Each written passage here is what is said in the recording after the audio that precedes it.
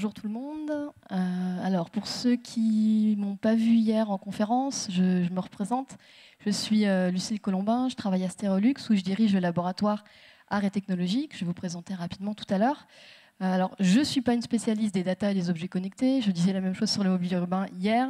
J'ai plutôt une approche un peu plus généraliste. En fait, je m'occupe de réfléchir aux usages innovants des technologies numériques avec toujours une posture transdisciplinaire et basée sur l'expérimentation, la création de prototypes pour la validation d'usages. Alors on devait être deux sur scène normalement, Laurent est dans la salle, donc finalement c'est que moi sur scène, mais on a beaucoup échangé sur le sujet, donc c'est pas très grave. Alors juste pour vous resituer le contexte, on a commencé à réfléchir à la datavis tangible suite à pour l'organisation d'un workshop en février dernier, donc qu'on a fait ici à Stereolux, qui s'appelait Flux de données temps réel et matière en mouvement. Alors je vous présente rapidement le laboratoire Arts et Technologies. Pour commencer, technologie numérique et nouvelles formes de coopération transdisciplinaire. Le laboratoire Arts et Technologies génère des passerelles entre artistes, chercheurs et entreprises au bénéfice du développement du territoire. De nombreux workshops, conférences et résidences s'y déroulent toute l'année. Voilà, alors maintenant on passe au sujet qui nous intéresse. Alors, ce que je vais vous proposer aujourd'hui, c'est un résumé des réflexions que j'ai eues, qu'on a eues avec les intervenants du workshop et avec toutes les personnes qui ont été impliquées et qui nous ont permis d'élaborer ou d'aider à l'élaboration des prototypes qui vous seront présentés tout à l'heure. Donc, je commence de manière assez large autour de la data vis, du big data. Alors c'est vrai qu'aujourd'hui on vit dans un monde qui a vraiment une infinité de données. Finalement, ça paraît presque aussi infini que l'univers. C'est des choses qui sont extrêmement difficiles à comprendre et qui peuvent aussi être déstabilisantes. Je pense que beaucoup de gens ne s'en rendent pas compte, mais quand on commence à se rendre compte du nombre de données qui sont produites aujourd'hui, quand on pense à la ville intelligente, forcément ça introduit aussi toutes les notions de contrôle, de captation, de surveillance et d'une masse de données de plus en plus importante qui est en train de se développer, avec les infrastructures aussi qui sont dans les tuyaux et qui vont permettre d'avoir, entre autres, du temps réel plus facilement dans les années à venir. Alors, je voulais vous montrer, pour compléter cette introduction, une installation d'un artiste qu'on connaît bien ici à Stereolux, qui s'appelle Ryoji Ikeda, et qui d'ailleurs présente une autre œuvre au lieu unique cet été et une performance au festival Scopitone en septembre. Donc c'est une œuvre qui fait partie d'une série autour des data. Donc celle-ci, elle s'appelle The Transfinite. Et donc c'est une œuvre relativement grande, comme beaucoup de choses qu'il fait, et qui a l'avantage de nous permettre de comprendre à quel point on est petit dans ce monde de données. Parce que sinon, c'est des choses qui sont tellement virtuelles qu'on a du mal à réaliser finalement le lien ou le rapport qu'on peut avoir avec le big data et cette infinité de données. Donc voilà, si ça vous intéresse, je vous invite à découvrir son travail, c'est extrêmement intéressant. Alors, sur les formes de la data vis, on a quelque chose de beaucoup plus classique que tout le monde connaît, data journalisme. Ici, bon, elle est très connue celle-là, hein. C'est une série d'infographies sur les prisons françaises créée par Webodata, Karen Bastien et François Prosper. Mais on a des choses aussi un petit peu plus inhabituelles, comme cette visualisation qui nous vient du site visualcomplexity.com. Pour ceux qui ne connaissent pas, allez-y, c'est vraiment c'est magnifique. Donc, il y a un site créé par Manuel Lima, et ça, c'est une librairie Java pour la data vis, qui donc ici a été représenté pour montrer un plan de site déployé de manière organique. On voit bien ici qu'on n'obtient pas du tout le même type de ressenti et d'informations que ce qu'on avait tout à l'heure pour le data journalisme. On a quelque chose de beaucoup plus organique, de beaucoup plus intuitif et qui ne parle pas finalement au même sens ou aux mêmes parties de nous. Et c'est une approche qui est aussi intéressante. Alors, quand on parle de data vis, on doit aussi forcément mentionner la question des données temps réel ou des données collectées. C'est vrai que ça mène à des approches qui peuvent être très différentes. Aujourd'hui, on a du mal à avoir des données temps réel. Pour ceux qui ont travaillé dessus, notamment les gens qui étaient au workshop en février, voilà, ils se sont bien rendus compte finalement, ça reste quand même relativement réduit. On le voit bien dans l'open data aussi, ce qu'on peut avoir de disponible à Nantes. On n'a pas encore beaucoup de choses. Mais cependant, on a quand même un certain nombre de données qui permettent déjà de faire des visualisations intéressantes. Ici, on est sur une carte des vents qui a été créée par Cameron Beccario, qui est ingénieur. Donc c'est une terre en 3 dimensions qu'on peut manipuler, sur laquelle on peut zoomer un peu donc à la Google Earth. Et voilà, donc c'est juste un exemple. Je vais pas vous donner d'exemples de données collectées parce que finalement il y en a énormément. Alors maintenant, on arrive à la partie matérialisation. Donc, et si on matérialisait ces données, si on passait de visualisation virtuelle en 2D ou en 3D à des choses qui sont tangibles, qu'on peut toucher, dont on peut se saisir.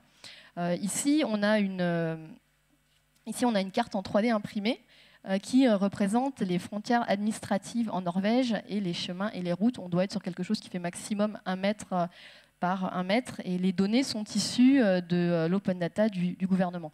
Juste petite info, c'est 40 minutes d'impression pour arriver à cette installation. Et c'est créé par une boîte qui fait aussi quelque chose qui s'appelle TerraFab, je vous en parlerai tout à l'heure.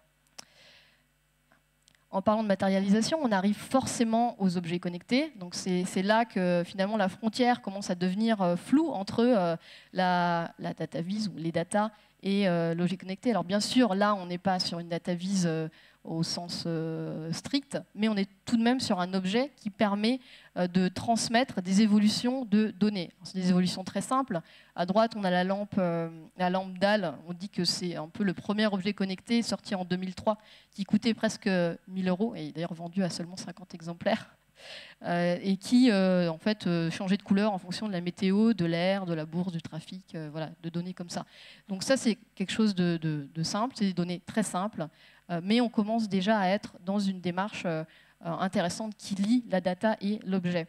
Et enfin, on a Nabastag à côté. Bon, là, tout le monde connaît. C'est toujours la même société, Violet, donc sortie en 2005-2006.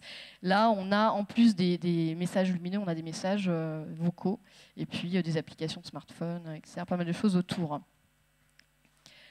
Voilà, alors on arrive un petit peu au bout de cette réflexion qui part de la data, de la data visualisation, un petit peu, comme on a pu la voir aussi à ses débuts. Et puis là, cette question qu'on s'est posée, comment est-ce qu'on pourrait corréler des données temps réel, donc qui évoluent, avec une représentation physique qui montre directement l'évolution de ces données, donc à travers de la matière qui soit en mouvement. Alors c'est forcément une démarche assez expérimentale. On ne sait pas si les prototypes qu'on a créés vont ensuite mener à de nouveaux usages, mais bon, on voulait de toute façon défricher, et bon, vous le verrez, vous jugerez par vous-même avec les prototypes tout à l'heure. Je pense qu'on arrive sur des pistes qui sont intéressantes.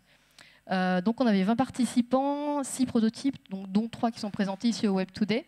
Et c'était un workshop animé par Xavier Seignard, qui est peut-être dans la salle, qui est développeur, bidouilleur, qui travaille beaucoup sur Node.js, oui, il est là-bas, et qui travaille beaucoup avec nous, entre autres en expertise technique sur des projets artistiques.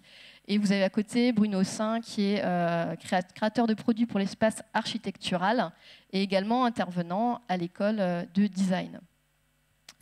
Alors, quelques-unes des inspirations qu'on a eues autour de ce workshop, là, c'est les 2 petites vidéos qui tournent.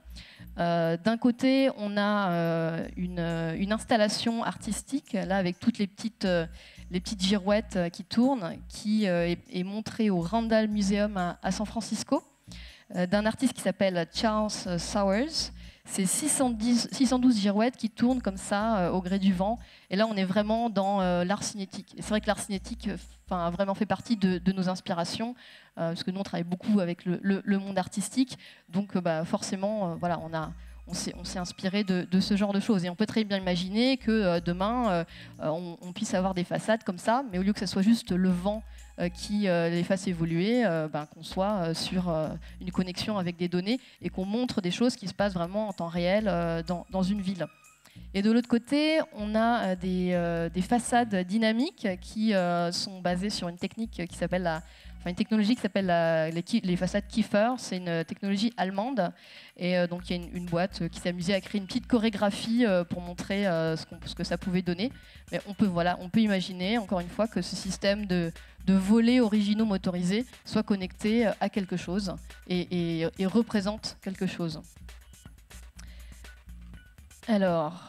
Voilà, donc là j'en arrive à la question, pourquoi matérialiser des données? Finalement, qu'est-ce que ça peut nous apporter de matérialiser des données? Alors les réponses que moi j'ai trouvées, et puis dans les discussions aussi qu'on a pu avoir avec Laurent Nissensas de l'école de design, c'est d'une part la complémentarité des supports avec des visualisations sur écran, d'autre part un retour tactile, la facilitation d'une consultation collective, parce qu'on peut être autour d'un objet, et on n'a pas du tout la même sensation, il n'y a pas du tout les mêmes relations humaines quand on se retrouve autour d'un objet qu'autour d'un écran.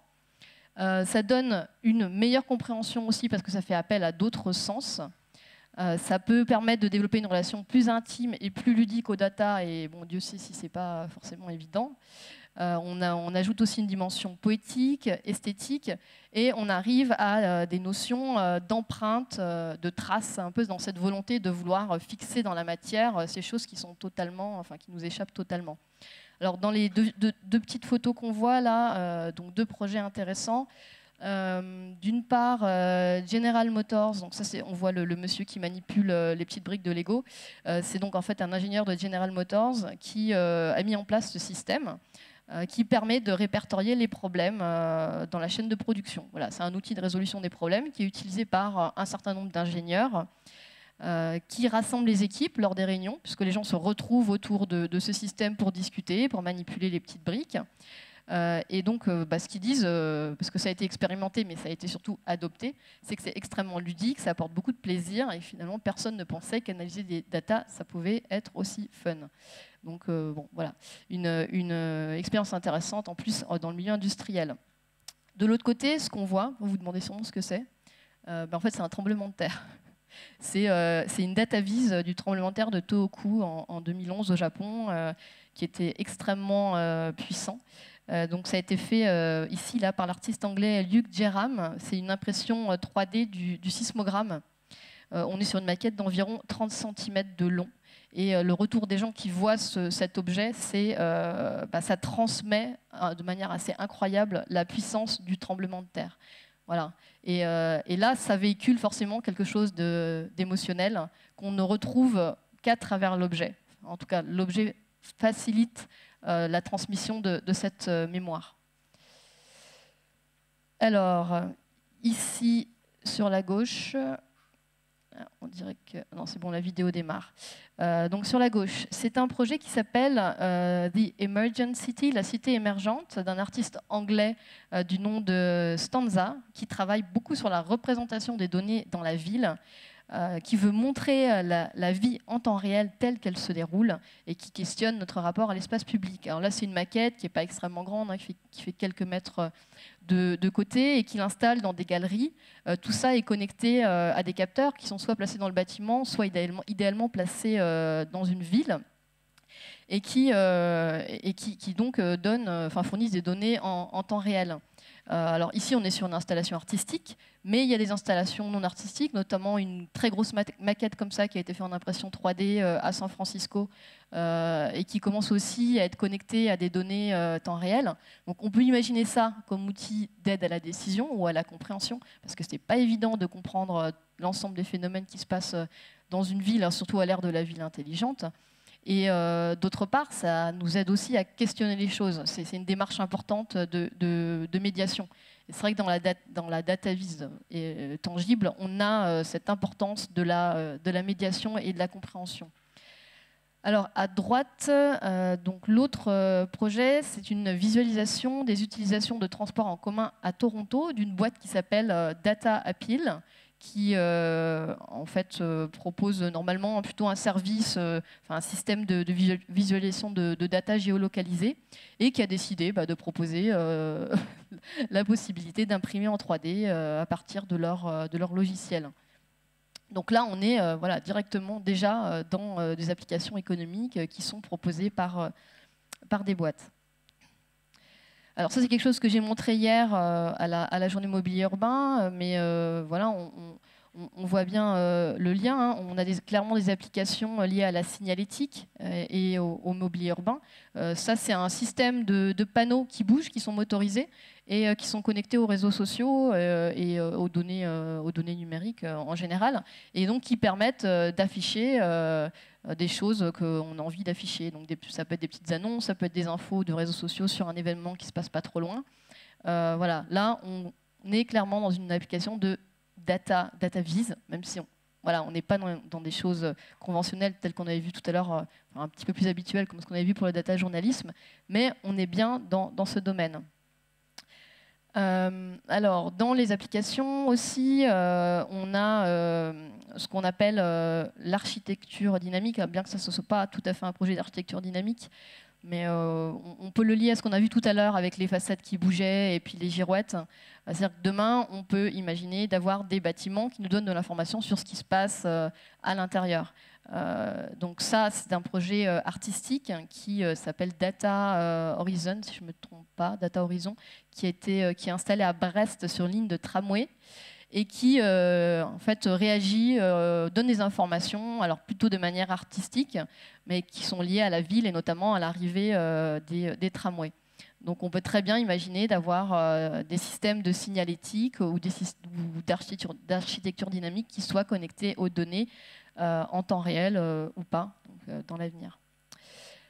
Alors ça c'est un petit projet rigolo, je ne sais pas si vous connaissez, c'est un site qui s'appelle Meshu, meshu.io, qui propose la création de bijoux qui représentent des lieux dans lesquels on a été ou des déplacements dans une ville. Donc voilà, c'est pour montrer que dans les applications, il peut y avoir aussi cette dimension émotionnelle, intime, personnelle de l'objet, et que demain, on peut imaginer finalement imprimer des datas, et à l'heure de la quantification du soi, pourquoi pas. Peut-être qu'il y en a qui voudront se faire des objets autour de leur performance sportive. Je ne sais pas.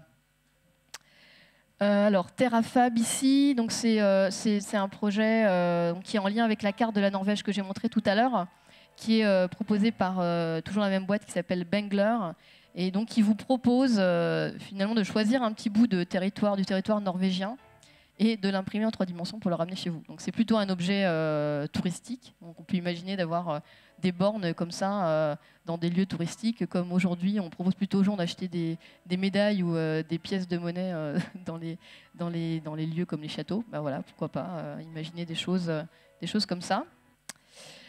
Alors ceci, donc c'est un, j'ai plus le nom là, j'ai pas noté. C'est un système d'ampoule LED qu'on peut connecter directement via une application en ligne à ce qu'on veut. Et donc en fait, ces informations lumineuses. Alors c'est vrai qu'on revient un petit peu à ce que j'avais dit sur la lambda, même si là c'est quand même relativement plus évolué puisqu'il y a beaucoup plus de possibilités via Internet. Enfin, là, on arrive sur des applications plus artistiques. Ça, c'est une installation que vous découvrirez en exclusivité au festival Scopiton, qu'on a coproduite ici, et entre autres avec l'Université de Nantes qui a réalisé les structures. Donc, c'est 4 grandes structures sur pied qui sont connectées aux données éoliennes de 4 villes, Rennes, Nantes, Montréal et Québec, et en fait qui bougent et qui émettent du son, des fréquences en fonction de la force et de la direction du vent dans chacune de ces 4 villes. Voilà, un autre type d'application complètement, on va dire, c'est quelque chose d'assez original. On n'imaginerait pas trop avoir ça dans l'espace urbain, mais voilà, pourquoi pas. Et là, on est directement connecté à des données temps réel. Voilà, dernier petit projet avant de passer à la présentation des prototypes. Ça, c'est un projet qui s'appelle Cataract, qui a été fait par des étudiants à New York, je ne sais plus dans quelle université, où là, on est dans une approche très originale, finalement, autour de la transparence de différents pays dans le monde, du niveau de transparence. Donc, en fait, ils ont choisi c'est un petit peu une exposition, c'est pour de la médiation. Et plutôt en forme galerie d'art. Et donc, ils ont différents ordinateurs avec différents caches comme ça et qui permettent de constater un petit peu le niveau de transparence de chaque pays. Voilà, alors j'en arrive maintenant plutôt au prototype, à la partie workshop DataVis tangible qui a lieu en février. Donc je le disais tout à l'heure, le constat c'est que peu de données temps réel sont disponibles à ce jour. Que pour ce workshop, Xavier Seignard a réalisé un petit module en Node.js qui est disponible sur son GitHub, vous avez l'adresse ici, qui permet d'avoir un accès facile à pas mal de données temps réel. Là, j'ai pas tout mis, hein, mais il y a par exemple requêter le temps d'une ville, les tweets selon des mots-clés, le CAC 40, FTSE, Nasdaq. On peut faire des requêtes sur des médias, sur les parkings de Nantes, sur les vélos. Voilà, ça avait été créé pour faciliter le travail des étudiants, pour éviter d'avoir à aller chercher un peu partout les données. Là, quelques photos du workshop pour vous mettre un petit peu dans l'ambiance. Voilà, je vais appeler les étudiants à venir sur scène. Donc, j'appelle le premier groupe, CityLung, si vous pouvez venir avec moi. Comme ça, on va faire la transition directement. Voilà. Alors, donc, c'est des étudiants. Alors, il n'y avait pas que des étudiants, mais il y avait beaucoup d'étudiants de l'école de design qui sont en 4e année, donc en fin de Master 1, en interface tangible.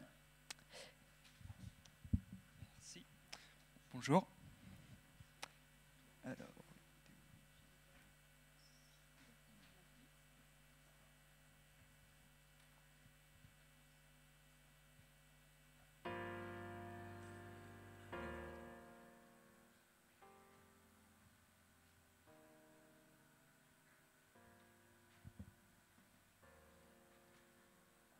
Je vais commencer par vous présenter mon concept. Donc, dans mon groupe qui était constitué de Florian Aubry, Dan Basinski, Paul Bouisset et moi-même, Corentin Fabry. Donc, notre idée, c'était aujourd'hui, les villes, elles sont parcourues de différents flux, les flux de transport, les flux de données.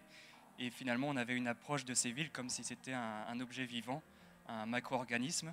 Et on a voulu faire une représentation de ces villes plus sensibles. Et du coup, on s'est basé sur la donnée de l'indice de pollution de ces différentes villes. Et on a créé un objet qui prend la forme d'une cage thoracique. Et cette cage thoracique, selon l'indice de pollution, elle va être animée d'une respiration. Et donc je vais attendre que les images viennent pour que ce soit plus évident.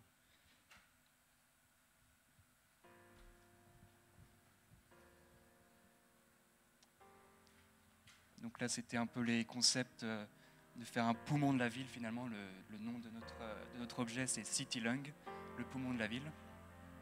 Et donc, on a conçu cet objet, oui, donc, comme je disais, ça allait représenter l'indice de pollution, cette donnée, avec un dispositif qui représentait une respiration. Donc, en allant capter la donnée grâce à Processing, une carte Arduino. On allait capter la donnée sur une base de données sur Internet, une page HTML.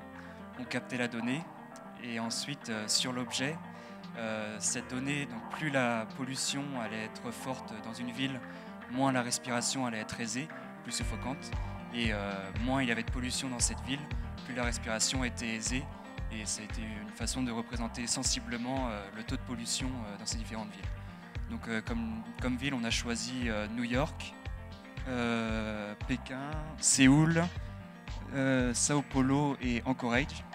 Donc comme on voit ici, par une projection, on projette la carte de la ville pour présenter un peu pour avoir une idée de quelle ville c'est avec tous les. L'idée c'était un peu de faire une projection qui ressemblait à une radiologie avec les différentes veines représentées sur le poumon. Donc là on capte la donnée et ensuite le poumon bat plus ou moins, respire plus ou moins bien selon la pollution. Donc avec ces différentes villes. Et donc en fait on voit vraiment le contraste, par exemple comme une ville entre Anchorage et Pékin. On va bien voir qu'à Anchorage ça respire bien amplement et Pékin ça suffoque. Et donc on touche le spectateur très sensiblement, finalement il a un accès à la donnée.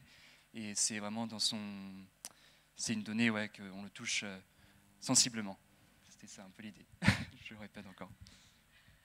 Je te remercie Corentin. On prendra peut-être une petite question à la fin, parce qu'on est un peu pressé par le temps. Donc je vais appeler l'équipe d'après. Merci. Donc preview. Dan.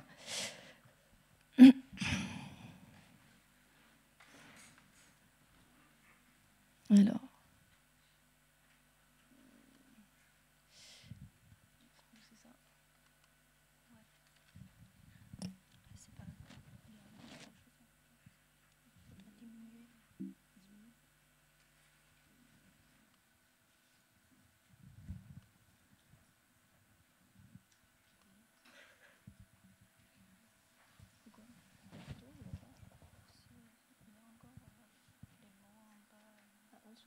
Tu veux mettre un peu l'écran? Moi, je peux faire ça sur ma carte, je pense. Ça va apparaître. Si tu veux mettre il faut que tu mettes en plein écran. Oui. Comment en plein écran? Je pense que c'est ça. Non, je sais pas. Je sais pas, parce que moi, je sais pas faire sur un Mac. Sur des Mac, c'est pas mon truc.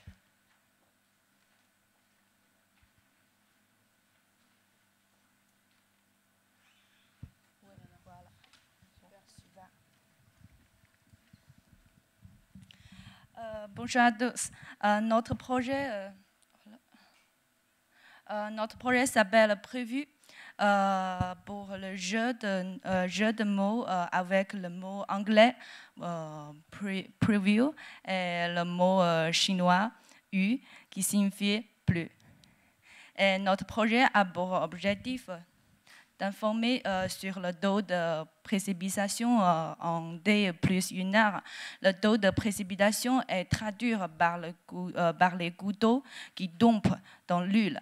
L'espace, l'espace entre ces gouttes d'eau est faible, plus les précipitations seront importantes. Par exemple, quand on marchait dans la rue, le lampe qui indiquait qu'il fait plus dans 1 heure, on connaît qu'on doit rentrer chez nous, on doit faire les courses plus vite, ou on doit prendre un parapluie pour sortir. Et voilà, il y a pour le système qui fonctionne par une électrone qui va réguler le début de goutte d'eau. Et après, en bas, il y a une pompe qui peut permettre de remonter l'eau. C'est un moteur qui est contrôlé par une carte Arduino. Une carte Raspberry Pi va intégrer une API météo. Et le nuage, vous voyez, il y a un nuage en haut. Le nuage le nuage à terme a pour objectif d'être connecté de données de masse nuage qui va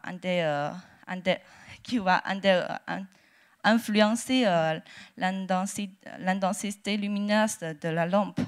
Ce projet qui a réalisé avec Baptiste là-bas, c'est un ingénieur informaticien, et Charlie Dobré, c'est un étudiant d'interface tangible à l'école de design de Nantes Atlantique, comme moi-même. Pardon, mon français n'est pas très bien. Merci beaucoup, Dan, pour la présentation. Du coup, dernier groupe, voilà, pour le soif de partie. Sébastien.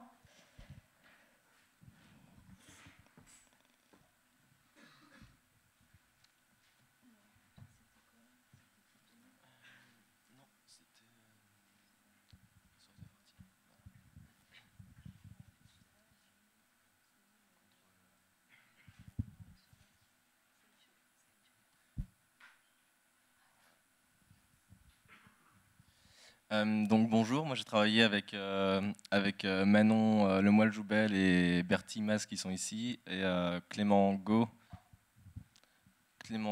et Thibaut Métivier qui ne sont pas ici. Donc comme le workshop s'est fait en février, juste avant les élections municipales, nous on avait eu l'idée de travailler là-dessus pour faire une sorte de représentation de qui, parmi les candidats, en fait, était présent sur Twitter, comment, et Et du coup, à partir de ça, on avait utilisé une des technos qui était proposée, qui était les électrovannes, en mettant du coup voilà, deux liquides, un bleu, un rose, pour donner une sorte de couleur de la politique sur Twitter et de qui vraiment fait parler de lui sur Twitter, dans un bac en dessous. Ensuite, on a pensé au piano cocktail de Boris Vian, et donc du coup, pourquoi pas du coup, en fait, on voulait faire de la représentation de données en 3D et on restait dans une visualisation, donc c'était un peu dommage. Donc on s'est dit pourquoi pas tenter de faire une représentation en utilisant un autre sens que la vue, par exemple le goût. Et donc là-dessus, voilà, on a travaillé à faire des mélanges de boissons en fonction des tweets, mais qui du coup forment un cocktail à la fin. Donc le fonctionnement, c'est que il y a 3 boissons. On a choisi arbitrairement le FN, le PS et l'UMP pour des raisons techniques, parce qu'on n'avait pas plus d'électrovannes que ça. Et, et donc voilà, au départ c'était sur les municipales, on a fait évoluer pour que ce soit plus viable sur le long terme, qu'on puisse vraiment voir tout le temps qu'est-ce qui se passe sur Twitter, qui dans les parties fait parler de lui vraiment en ce moment, et qu'on puisse du coup goûter cette actualité. Donc voilà, le prototype ressemblait à ça. Ce qui était intéressant, c'est qu'on avait un socle en plexiglas qui du coup faisait qu'on pouvait voir toute l'électronique, et donc du coup vraiment sentir que c'était un objet connecté. Et c'est un peu ce qui manque en fait sur le prototype actuellement, c'est que les gens sont vraiment étonnés quand on leur dit que c'est connecté à Twitter, puisque du coup, ils ne le voient pas du tout. Donc ce serait intéressant de travailler justement un peu plus cette affordance, cette affordance du lien avec Twitter pour des futurs usages, pourquoi pas, puisqu'on peut parfaitement faire évoluer le projet en utilisant d'autres flux pour montrer d'autres choses. Donc le prototype ressemble à pas à ça.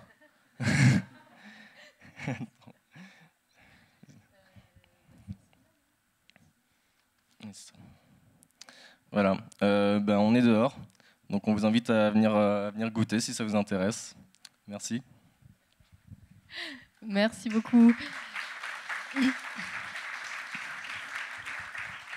Donc il y a 2 prototypes qui sont visibles sur le stand du labo Art et Technologie, et il y en a un autre qui sera finalisé après le Web Today. Donc si vous voulez passer, vous êtes bienvenus. Je suis désolée, on n'a pas le temps de prendre de questions parce qu'on a déjà un peu explosé le timing, mais donc je pense que les étudiants et moi-même, on va rester juste à l'extérieur de la salle micro. S'il y a des gens qui veulent venir échanger avec nous, voilà, vous êtes bienvenus. Merci à tous pour votre attention.